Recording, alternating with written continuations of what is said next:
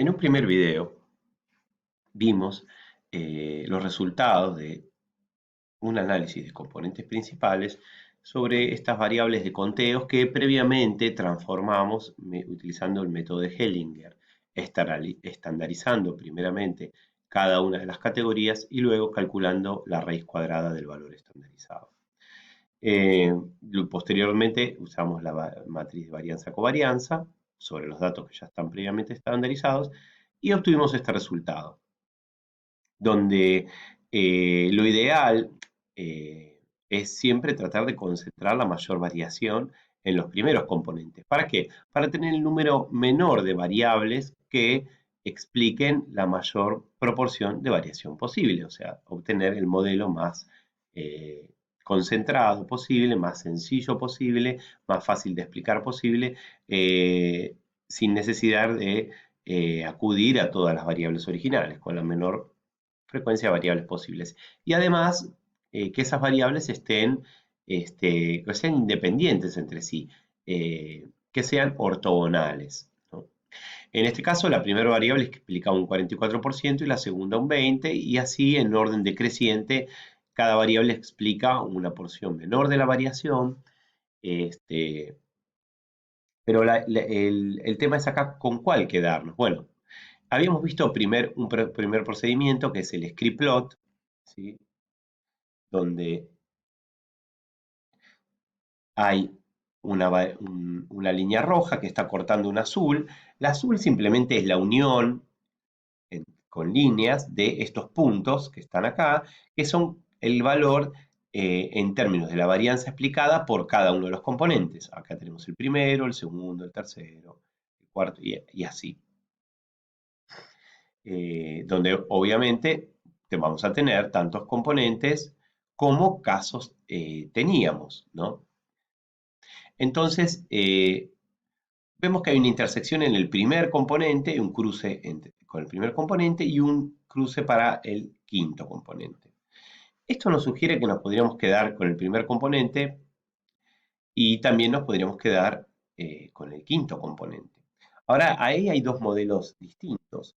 Uno, nos podemos quedar con una variación más reducida, con un primer componente y quizás con un segundo para tener un modelo más reducido de la variación. Acá tenemos un 44%, acá un 20%, o sea que tenemos entre estos dos algo menos de un 70%, un 64%.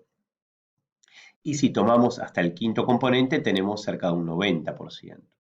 Eh, otro criterio a utilizar es tomar un 80%, que también es bastante común.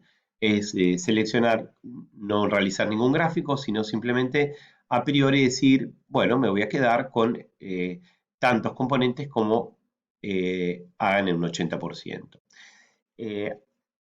¿Esto me sirve para qué? Bueno, para realizar análisis posteriores. Si yo quiero extraer estas variables y realizar análisis posteriores. Por ejemplo, correlacionarlas con variables ambientales, correlacionarlas con variables espaciales, correlacionarlas con otro tipo de variables composicionales, de frecuencias.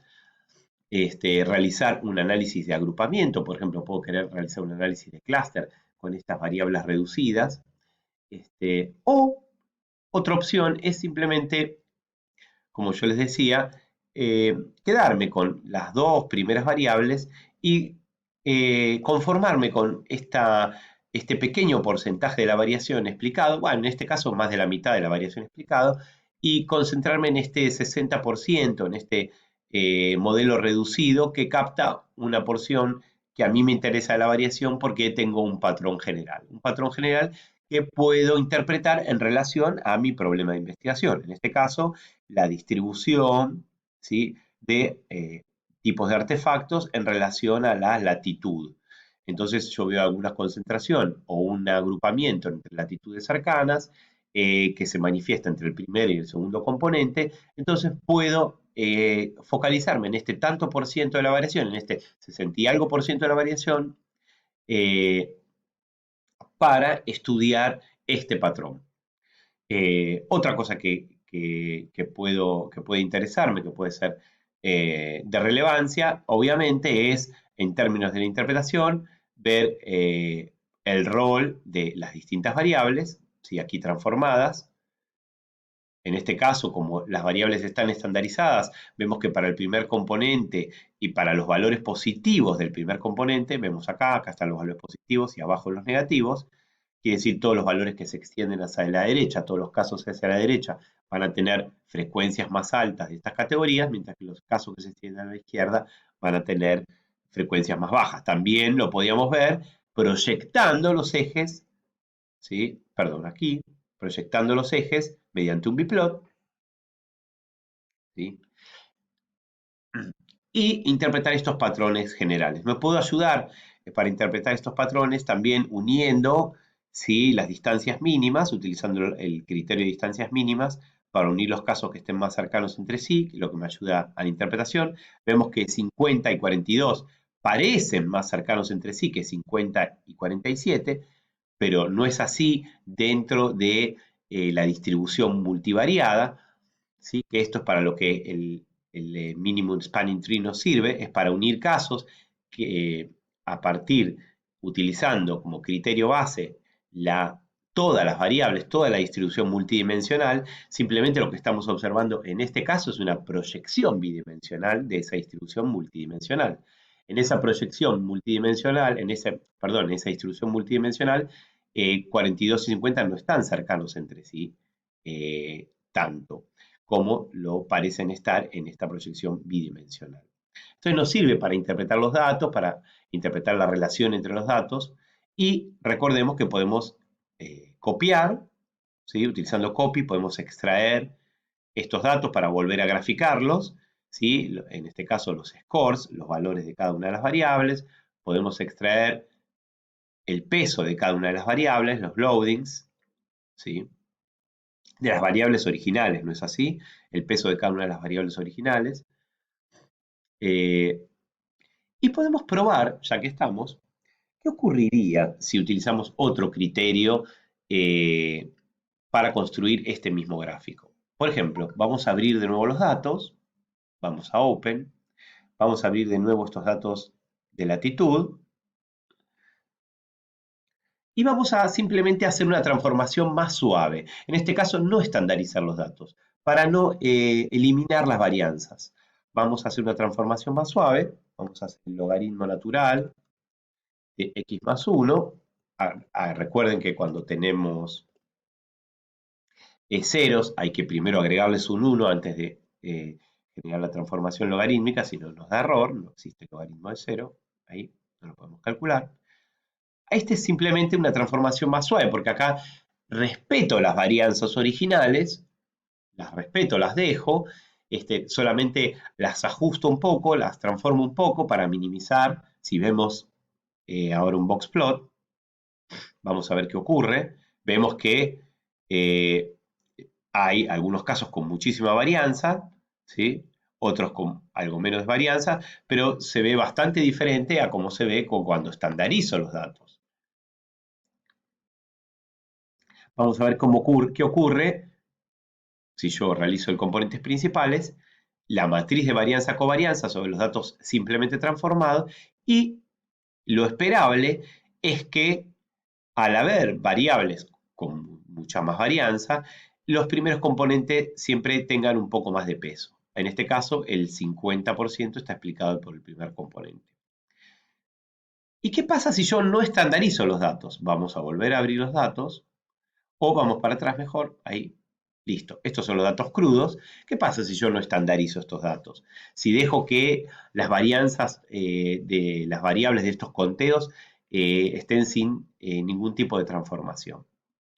Vamos a tener todavía más peso de algunos casos. Miren, si utilizo la varianza-covarianza, el 81% va a estar explicado por el primer componente. ¿Y cuáles variables van a tener más peso? Bueno, es esperable. Acá vamos a tener el gráfico. Vamos a tener los casos. Vemos que en términos de la configuración no cambia demasiado, ¿sí? No cambió, hay un poco más de agrupamiento, ¿sí? Están menos separadas las variables, pero vemos que la variable 47, perdón, el caso 47, en este caso era el que tenía muchos raspadores, sigue teniendo mucho peso, y vamos a proyectar las variables originales, y en este caso ¿Qué ocurre?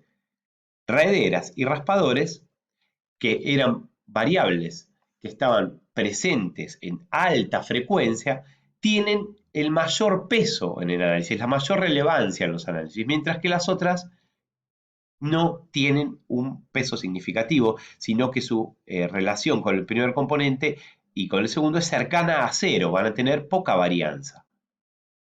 Si vamos a los loadings, observamos que la varianza de esas categorías es cero o cercana a cero, mientras que la mayor varianza está en los raspadores y las raederas.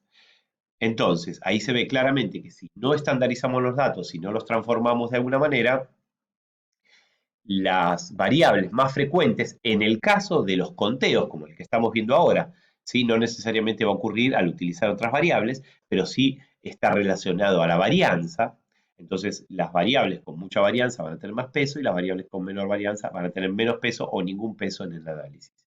Si nos interesa igualar, regularizar y explorar el peso de esas variables menos frecuentes o de las que tengan menor varianza, bueno, va a ser importante que probemos distintos niveles de transformación, veamos distintas formas de ordenamiento, los distintos resultados, veamos cuánto explican estos nuevos componentes, los comparemos entre sí y tratemos de apuntar a aquellos que sean más legibles, más claramente entendibles y que presente un balance mejor entre nuestros datos y los resultados que queremos obtener.